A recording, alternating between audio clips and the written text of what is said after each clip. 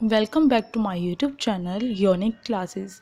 आज हम करेंगे क्लास 12 की जो हिंदी इलेक्टिव है उसका सैम्पल पेपर हम कर रहे थे, तो इसका सेकंड पार्ट है। अभी तक आपने से पहले वाला पार्ट नहीं देखा है तो आप देख लीजिए। तो चलिए देखते हैं। 9th क्वेश्चन है, क्योंकि इसी ऊपर वाला पत्र लेखन था और रचनात्मक लेख था। अब देखिए 9th क्वेश्चन, ये जनसंचार, ये अभिव्यक्ति और माध्यम की बुक से आया है। ये जो क्वेश्चन 9th और 10th है। तो देखिए रेडियो, पहला क्वेश्चन देखते हैं। रेडियो के संदर्भ में श्रव्य माध्यमों की दो सीमाएं बताएं।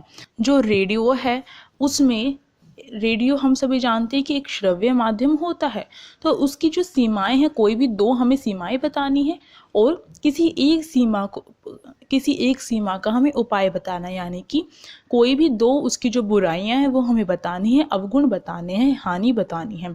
अवगुण बताने हैं तो हमें क्या करना है, उसको सुधारने के लिए या फिर किस तरीके से ठीक किया जा सकता है उसके लिए हमें कोई एक उपाय बताना है। किसी भी एक समस्या का उपाय बताना है, दो में से किसी एक समस्या का।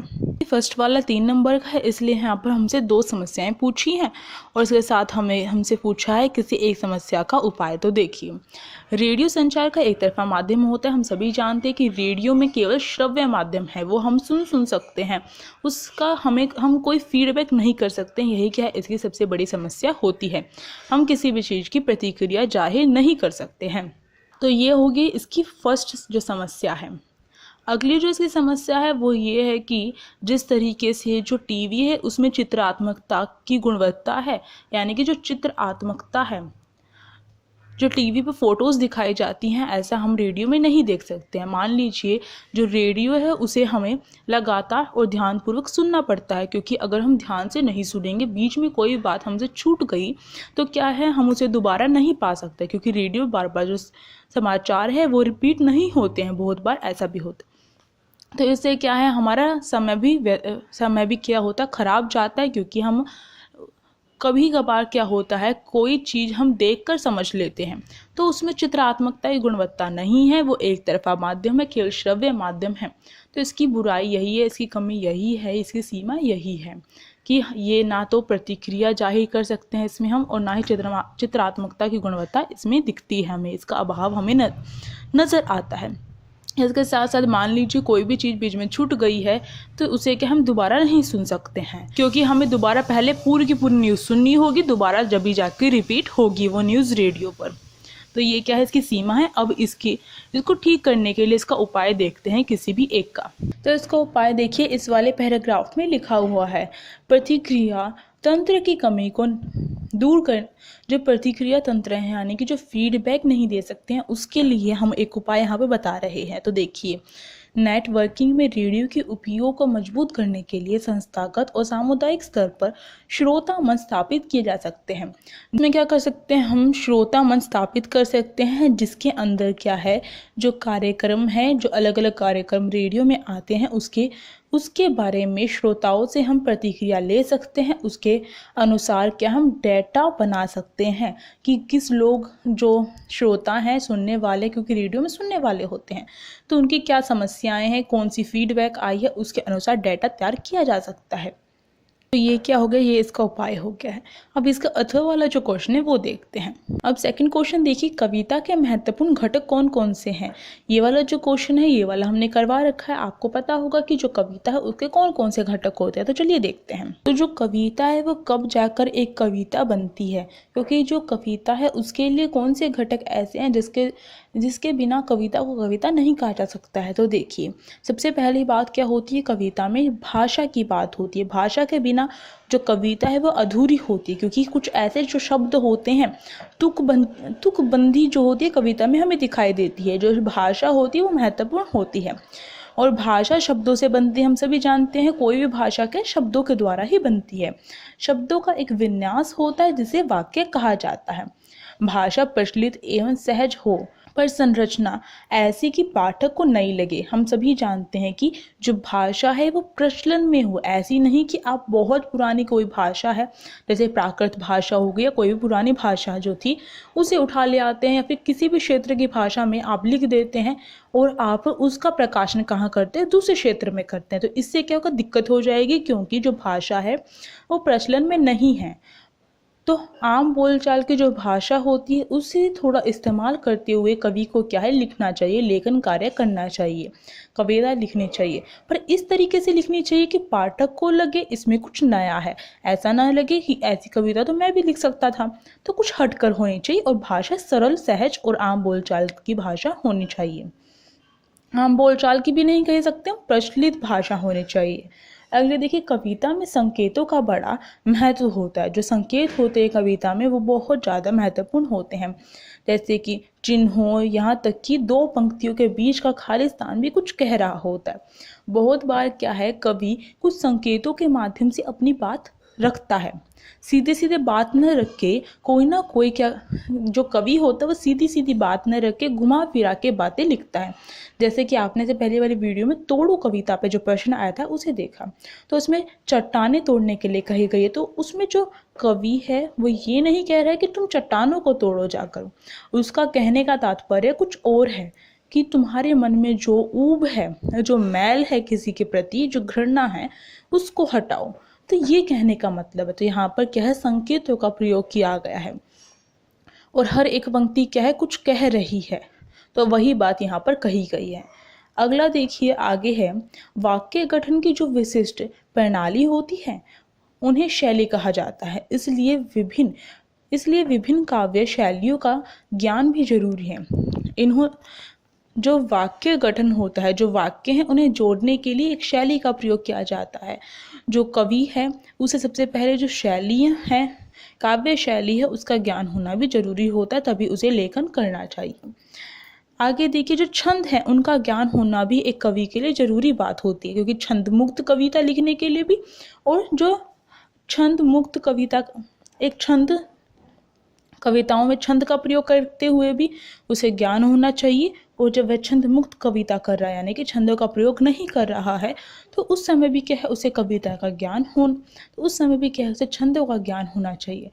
अगर मान लीजिए वो छंद मुक्त कविता कर रहा है और गलती से वहाँ पर वो छंदों का प्रयोग कर देता है, तो उसकी जो कविता है वो छंद मुक्त तो नहीं कहलाएगी। अगर पूरी कविता में कहीं पर भी एक जगह क्या हो गया, छंदों का प्रयोग हो गया है, तो नहीं कहलाएगी। इसलिए उसे छंदों का ज्ञान भी होना चाहिए, तभी उसकी कविता सही रूप में कविता कहलाएगी।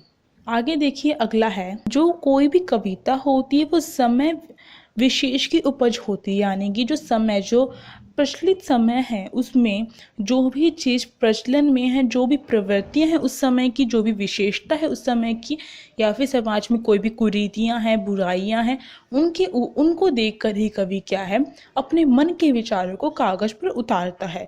तो क्या है, एक कवि को अपने आसपास क्या घटित हो रहा है उसकी जानकारी पूर्ण रूप से होनी चाहिए, ये भी घटक के अंदर आता है। और कम से कम शब्दों में क्या है, कवि को अपनी बात लिखनी होती है। और कई बार क्या होता है, कई बार कवि पूरी बात नहीं कहता है, परंतु उस पूरी बात को पाठक को समझना होता है। तो क्या है, यहाँ पर जो कम से कम शब्दों का प्रयोग करके ही अपनी बात को जाहिर करना ही कविता होती है। तो ये घटक भी है। तो हमने देख ली कविता के घटक। आगे देखते हैं हम अगला प्रश्न। ये 9th का जो सेकंड वाला है वो हमें देखना है। इसका फर्स्ट क्वेश्चन देखिए, कहानी और नाटक में क्या समानताएं हैं। तो जो कहानी और नाटक है उसमें क्या समानताएं होती हैं, तो हमें ये जानना होगा। और दूसरा जो इसका अथवा में क्वेश्चन है वो है, कहानी और नाटक में अंतर क्या है। कोई भी दो अंतर बताने हैं, तो हम समानताएं भी देख लेते हैं और अंतर भी देख लेते हैं, क्योंकि हमें नहीं पता कौन सा क्वेश्चन पेपर में आएगा। तो देखिए, कहानी और नाटक में समानताओं में सबसे पहला पॉइंट है मानक तत्व। जो कहानी और नाटक है उन दोनों में जो तत्व होते हैं, कहानी को लिखते समय जो तत्वों का ध्यान रखना होता है, और यानी कि घटक जो होते हैं, और नाटक की रचना करते समय भी जो घटक तत्व होते हैं वो भी। तो नाटक क्या होता है, जब तक किसी भी कहानी का मंचन मंच पर नहीं होता है, किसी भी कथानक का मंचन मंच पर नहीं होता है, तब तक वो नाटक अधूरा होता है।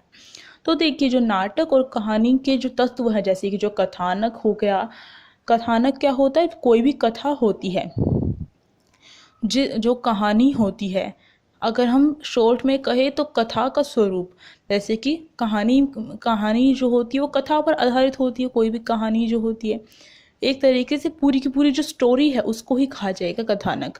नाटक की पूरी स्टोरी क्या है, कथानक। और जो परिस्थितियां होती हैं और जो द्वंद्व होते हैं, यानी कि जो रास्ते में जो रोड़ा रोड़े के रूप में आती हैं, जो परिस्थितियाँ, जो प्रॉब्लम्स आती हैं, उन्हें फेस करके आगे बढ़ा जाता है। यानी कि कोई भी द्वंद्व जो होता है, कोई भी ऐसा पड़ाव जिसे पार करके नायक या फिर नायिका आगे बढ़ते हैं, इन सभी को मिलाकर ही क्या कहानी और नाटक बनते हैं।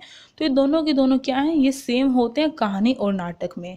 जैसे कि हम देखते हैं कि जो कहानी में क्या होता है कि कहानी जब लिखी जाती है तो उसके किसी भी एक अंश में क्या किया जाता है, बताया जाता है कि उसमें हमें उसे पढ़ने के बाद या सुनने के बाद हमें पता चलता है कि इसमें जो पात्र हैं वो कौन कौन है, उसका चरित्र चित्रण कैसा है, उसका उल्लेख किया गया होता है कहानी में। धीरे धीरे जाके हमें पता चलता है समय, जो परिस्थितियां हैं, जो पड़ाव आते हैं, उन सब का हमें पता चलता है कहानी में। इसी प्रकार से नाटक में क्या होता है, नाटक क्या है, मंच पे उसका प्रदर्शन होता है, मंच पे मंचन होता है उसका। तो उसे ध्यान में रखकर क्या है, जो नाटक है उसमें जो चरित्र है, पात्रों के जो चरित्र हैं, या फिर जो कथानक है, या फिर जो समय, मौसम है, स्थान है या परिस्थितियां हैं, उन्हें दिखाया जाता है। तो एक तरीके से कहानी और नाटक में ये चीज़ें, ये जो तत्व हैं, इनके बिना ना तो कहानी पूरी हो सकती है, ना ही नाटक पूर्ण हो सकते हैं। अब देखिए अगला जो पॉइंट है, समानता का नाटकीय रूपांतरण। इसका मतलब है जो नाटक और जो कथा है, दोनों में चरित्र और कथानक को प्रकट करने के लिए नाटकीयता का प्रयोग किया जाता है। इसका मतलब है जो चरित्र चित्रण होता है किसी भी पात्र का, उसे प्रकट करने के लिए यहाँ पर कहानी और नाटक दोनों के बारे में बताया गया है कि कहानी में भी और नाटक में भी जो चरित्र को दिखाने के लिए और कथा है उसे दिखाने के लिए क्या किया जाता है, जो नाटकीयता का प्रयोग किया जाता है। जैसे कि संवाद हो गए, संवाद मतलब जो डायलॉग्स होते हैं, कहीं कहीं पर कहानी में भी क्या हमें डायलॉग्स दिखते हैं, तो ये शैली पर आधारित होता है कहानी की। तो जो संवाद है या फिर एक्शन है, उनके द्वारा हमें पता चलता है कि इसका चरित्र चित्रण किस तरीके का है, इस पात्र का कौन इसमें खलनायक है, कौन नायक है, कौन इसमें मेन पात्र है, हमें पता चलता है इस तरीके से। अगले देखिए चरित्र निर्माण। चरित्र निर्माण में भी जो कहानी और नाटक है वो समान होते हैं। कहानी और नाटक दोनों में क्या होता है, चरित्र, किसी भी पात्र के चरित्र के बारे में बताया नहीं जाता है, बल्कि नाटक में क्या होता है, देखने वाले समझते हैं कि ये पात्र खलनायक है। जैसे कि उसने कोई गलत काम किया है तो वो क्या है, वो खलनायक की तरह दिखेगा। इसी तरीके से कोई अच्छा काम कर रहा है तो वो अच्छा दिखेगा पात्र, तो उसके जो गुण होते हैं चरित्र के, वो खुद ब खुद देखे जाते हैं। इसी तरीके से कहानी पढ़ते समय हमें पता चलता है कि ये पात्र अच्छा है, ये बुरा है, खलनायक है, इस तरीके से ये मेन पात्र है, इस तरीके से हमें बताया जाता है। तो जो चरित्र चित्रण है या तो उनके संवादों के द्वारा होता है या फिर जो वे प्रतिक्रिया करके दिखाते हैं उनके द्वारा होता है। तो ये चीज़ हो गई यहाँ पर समान जो बात है। अगला है प्रकटीकरण और व्याख्या। कथा, कहानी और नाटक दोनों में क्या होता है, जो पृष्ठभूमि है और या प्रेरणा या फिर उद्देश्य कहा जा सकता है, पाठक लेखक जिस चीज़ को ध्यान में रखकर कहानी लिख रहा है या फिर नाटक लिख रहा है, उस उद्देश्य को वह खुद ब खुद नहीं बताता है, बल्कि जो सुनने वाले होते हैं, देखने वाले होते हैं, पढ़ने वाले होते हैं। क्योंकि कहानी को पढ़ा जाता है, नाटक को भी पढ़ा जाता है और मंचन भी होता है नाटक का। तो क्या होता है, जो पाठक गण है, श्रोता गण है, वो खुद ब खुद उसको पढ़ने के बाद, देखने के बाद अपने आप क्या है, यह सोचते हैं कि इससे क्या सीख मिलती है, लेखक इससे क्या सीख देना चाहता है, या फिर उसका क्या उद्देश्य रहा होगा कि उसने ये लिखा। तो जो इसकी समीक्षा की जाती है वो हर किसी की अलग अलग होती है। अगर मान लीजिए मैंने किसी कहानी को पढ़ा तो उसके लिए मेरी जो सोच होगी शायद वो किसी और के लिए थोड़ी सी अलग भी हो। तो हर किसी की अपनी अपनी सोच होती है। तो ये बातें समान हो गई। तो ये फर्स्ट वाला जो क्वेश्चन था इसमें। अब इनके बीच में जो अंतर है वो हम देखेंगे। अब हम देखते हैं कहानी और नाटक में अंतर। कहानी और नाटक में जो अंतर है, एक तो ये होता है कि जो नाटक होता है उसका मंचन होता है, यानी कि मंच पर उसे दिखाया जाता है। जो उसकी परिस्थितियाँ हैं या फिर कोई भी समय के बारे में बताया जा रहा है, किसी भी चीज़ के बारे में बताया जा रहा है, तो उसे विस्तार से बताया जाता है। पर जो कहानी होती है वो सिकुड़ी हुई होती है, क्योंकि समय कम होता है लेखक के पास, क्योंकि कहानी बहुत बड़ी नहीं लिखी जा सकती है। तो वो भी एक वर्ड लिमिट में होती है, शब्द सीमा में होती है, इसलिए कम समय में अधिक से अधिक बात लेखक के द्वारा बताई जाती है, इसलिए इतना अच्छे से विस्तार से नहीं बताया जा सकता है। जैसे कि जब हम नाटक देखते तो पूरा का पूरा एक सीन आ जाता है कि अभी कपड़े धोए हैं, फिर सुखाए हैं, और एक एक बात वहाँ बताई जाती है, दिखाई जाती है, पर जो कहानी है उसमें ऐसा नहीं होता है। इसके साथ साथ दूसरा अंतर ये दिखता है कि जो संवाद है कर्नाटक में, जो संवाद है यानी कि जो डायलॉग्स होते हैं वो बहुत ज़्यादा होते हैं, और जो कहानी होती है उसमें इतने ज़्यादा डायलॉग्स नहीं होते हैं, क्योंकि कहानी में लेखक के द्वारा लिखा जाता है, एक दो बार संवाद आ जाते हैं, डायलॉग्स आ जाते हैं। तो ये इन दोनों के बीच में अंतर हुआ। अब देखिए 10th क्वेश्चन देखना है हमें, उसका फर्स्ट वाला पार्ट देखिए, उल्टा पिरामिड शैली से क्या अभिप्राय है। तो मैं आपको बहुत बार बता चुकी हूँ, और हमने जो रिपीटेड क्वेश्चंस बनाए हैं उसमें भी आपने देखा होगा कि जो उल्टा पिरामिड शैली है वो क्या होती है। उल्टा पिरामिड शैली जो है कहानी की शैली से एकदम उल्टी होती है, क्योंकि जैसे कि कहानी में क्या होता है, क्लाइमेक्स क्या होता है वो अंत में आता है, परंतु जो उल्टा पिरामिड शैली है उसमें जो क्लाइमेक्स है, जिसे हम उल्टा पिरामिड शैली में इंट्रो या फिर मुखड़ा कहते हैं, वो सबसे ऊपर आता है। यानी कि सबसे पहले क्या है, कोई भी समाचार है वो कौन सी शैली में लिखा जाता है, उल्टा पिरामिड शैली में। तो जो समाचार होता है आपने कभी पढ़ा होगा, तो उसमें क्या होता है कि जो भी बात, मुख्य बात जो होती है वो इंट्रो में आ जाती है, यानी कि फर्स्ट पैराग्राफ में सबसे मुख्य बात बताई जाती है समाचार की। जो सेकंड पैराग्राफ होता है वो क्या होता है, वो बॉडी होता है। तो जो उल्टा पिरामिड शैली है वो तीन, फर्स्ट में इंट्रो, सेकंड जो होती है बॉडी, और तीसरा जो होता है वो समापन होता है। तो जो बॉडी होती है उसमें क्या है, उसमें जो कुछ तथ्य होते हैं उन्हें बताया जाता है, और समापन करते हुए, समाचारों को समाप्त करते हुए 2-3 लाइनों को काट भी देते हैं, क्योंकि अगर अधिक जो पैराग्राफ है अगर वह बड़ा बन गया है तो उसे समाप्त करते हुए 2-3 लाइनें काट कर शॉर्ट में लिख दी जाती है, तो उसे समापन कहते हैं। तो जो हमें पता चला कि जो क्लाइमेक्स है उल्टा पिरामिड शैली में सबसे पहले आता है, और जो कहानी होती है उसमें सबसे लास्ट में आता है। आपको पता होगा, हम पूरी कहानी पढ़ने के बाद हमें पता चलता है ओहो ये चीज़ थी, ये निकल के आया इसका क्लाइमेक्स, यानी कि जो मेन बात थी वो हमें लास्ट में पता चलती है। तो हमने ये उल्टा पिरामिड शैली कर लिया। अब इसका अथवा वाला देखिए, और वाला, विशेष लेखन किसे कहते हैं, समाचार पत्रों में विशेष लेखन की भूमिका स्पष्ट कीजिए। तो विशेष लेखन क्या होता है और समाचार पत्रों में जो विशेष लेखन है उसकी क्या भूमिका है, क्या महत्व है, वो हमें बताना है। तो विशेष लेखन की अगर हम बात करें तो विशेष लेखन क्या है, किसी भी सामान्य लेखन से हटकर जब लेखन कार्य किया जाता है तो उसे विशेष लेखन कहा जाता है। किसी भी सामान्य लेख से हटकर विशेष लेखन किया जाता है। जैसे कि कोई भी खेल के बारे में लिख दिया जा, किसी भी खेल के बारे में, किसी भी आर्थिक मुद्दे पर, राजनीतिक मुद्दे पर, या फिर अर्थव्यवस्था के ऊपर, इस तरीके से किसी भी चीज़, कारोबार के ऊपर, इस तरीके से किसी भी विशेष जो क्षेत्र है उसको लेकर लेखन किया जाता है तो उसे क्या है, विशेष लेखन कहा जाता है। तो अब इसकी बात करें समाचार पत्रों में विशेष लेखन की क्या भूमिका है। इससे क्या होता है, कोई भी एक जो विशेष क्षेत्र होता है उसके विषय में जो पाठक है उसे पूर्ण रूप से जानकारी मिलती है, क्योंकि जो लेखक है, जो लिखने वाला है, जो संपादक है, वो क्या करता है, वो उस क्षेत्र में परफेक्ट होता है, सही होता है, पूरी जानकारी होती है, तभी उस क्षेत्र को चुनता है, उस क्षेत्र के लिए लिखता है, उस क्षेत्र के लिए कार्य करता है। तो इससे क्या है, जो पाठकगण है उन्हें सही और स्पष्ट जानकारी मिलती है, उनके कौशल में भी विकास होता है। तो जो पाठकगण है उनके लिए समाचार पत्र निकलते हैं, उन्हें सही सूचना प्रदान करने के लिए और गहरी जानकारी प्राप्त होती है। तो यही क्या है, समाचार पत्रों में विशेष लेखन की भूमिका है। उसका सेकंड वाला देखिए, स्तंभ लेखन से आप क्या समझते हैं, टिप्पणी कीजिए। तो स्तंभ लेखन क्या होता है। स्तंभ लेखन विचार परक लेखन का एक प्रमुख रूप है। जो स्तंभ लेखन है वो क्या, विचार परक लेखन के अंतर्गत ही आता है। कुछ महत्वपूर्ण लेखक अपने खास वैचारिक रुझान के लिए जाने जाते हैं।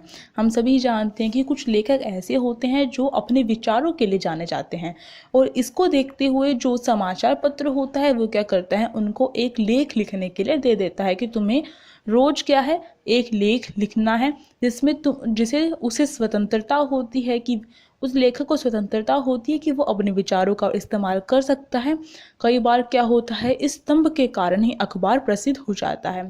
जैसे कि कोई भी अखबार है वो कई बार उस लेखक के कारण प्रसिद्ध होता है, उस लेखक के नाम से जाना जाता है, तो ये स्तंभ लेखन कहलाता है। इसके अथवा में देखिए फीचर क्या है, यह कैसे लिखा जाता है। तो फीचर क्या है? फीचर एक सुव्यवस्थित, सृजनात्मक और आत्मनिष्ठ लेखन है। यह कैसे लिखा जाता है तो देखते हैं। ये सुव्यवस्थित, सृजनात्मक और आत्मनिष्ठ लेखन है। सुव्यवस्थित मतलब व्यवस्थित रूप से एक शैली में लिखा जाता है। सृजनात्मक मतलब इसमें रचनात्मकता होती है, इसमें जो कल्पना का भी स्थान होता है। आत्मनिष्ठ लेखन मतलब स्वयं लिखा जाता है, स्वयं लेखन किया जाता है, जिसका उद्देश्य क्या होता है? पाठकों को सूचना देना, शिक्षित करना और इसके साथ साथ उनका मनोरंजन करना भी होता है। तो जब तक इसकी डेफिनेशन पूर्ण नहीं होती, जब तक आप इसका उद्देश्य भी इसमें नहीं बताते हैं। इसकी जो भाषा है वो सरल होती है, आकर्षक होती है और मन को छूने वाली होती है। अब देखिए किस तरीके से लिखा जाता है। फीचर एक विशेष वर्ग या वह विचारधारा पर केंद्रित रहते हुए विशिष्ट शैली में लिखा जाता है। फीचर क्या है? एक विशिष्ट शैली में लिखा जाता है जो कि उल्टा पिरामिड शैली से ठीक उल्टी होती है। एक समाचार हर पत्र में एक ही स्वरूप में रहता है, परंतु एक ही विषय पर जो फीचर है वो अलग अलग तरीके से लिखा जा सकता है। कोई भी एक विषय है जिसके ऊपर जो फीचर है उसे अलग अलग ढंग से हम लिख सकते हैं।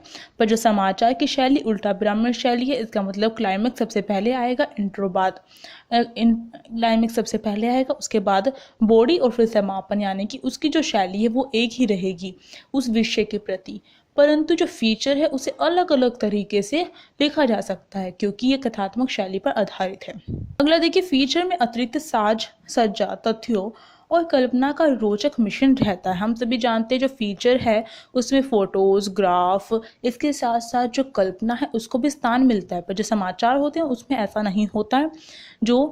जो लेखक होता है, जो संपादक होता है, वो अपने विचार व्यक्त नहीं कर सकता है, परंतु इसमें अपने विचार व्यक्त भी कर सकते हैं, तथ्यों को भी दे सकते हैं, यानी कि कोई भी डाटा है उसे भी दिया जा सकता है, जो कल्पना है उसको भी स्थान मिलता है, जिससे फीचर क्या है? रोचक बनता है।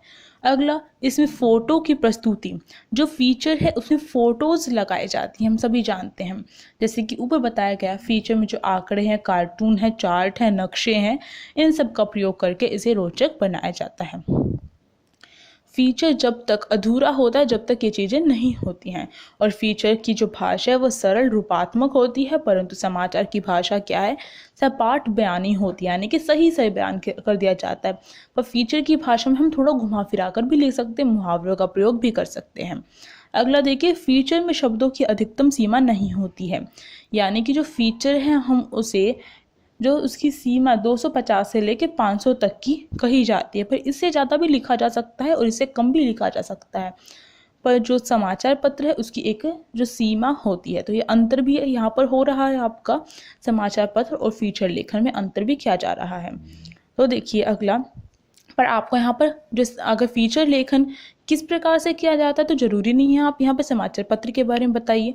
मैं आपको इसलिए बता रही हूँ कि जो समाचार पत्र है और फीचर लेखन है उन दोनों में अंतर भी आपका साथ साथ में तैयार हो जाए, वो वाला क्वेश्चन भी, और जिसकी कथात्मक शैली होती है फीचर लेखन की, और जो समाचार पत्र है उसकी उल्टा पिरामिड शैली होती है। तो यहाँ पर आपका डिफरेंस भी तैयार हो गया और साथ साथ में आपका फीचर के बारे में जो प्रश्न है वो भी तैयार हो गया है।